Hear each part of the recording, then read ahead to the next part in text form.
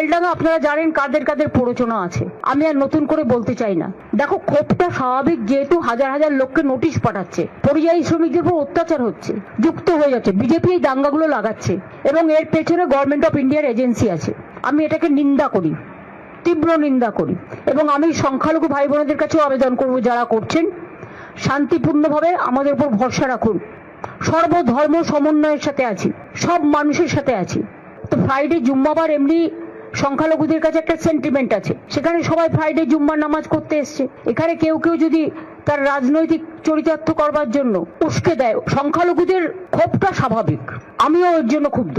তাদের একতরফা বাদ দিতে পারেন না, যেটা দিয়েছে আদিবাসীদের দিয়েছে, মতুয়াদের দিয়েছে, রাজবংশীদের দিয়েছে, বাঙালিদের দিয়েছে, এখানে বাংলা ভাষী ছাড়াও নন বেঙ্গলিও যারা আছে তাদেরও দিয়েছে। সুতরাং প্রতিদিন চেঞ্জ করে করে হোয়াটসঅ্যাপে আর ডিরেকশন দিয়ে প্রতিদিন এই 2 মাসে 200 বার নোটিশ এসছে। বিএলওরা প্রেসারে পাগল হয়ে যাচ্ছে, ইতিমধ্যে 100 জনের মতো লোক মারা গেছে। এটা আপনাদের বুঝতে হবে কি সাংঘাতিক সিচুয়েশন। এরা ইচ্ছা করে বাংলায় দাঙ্গা লাগানোর চেষ্টা করছে।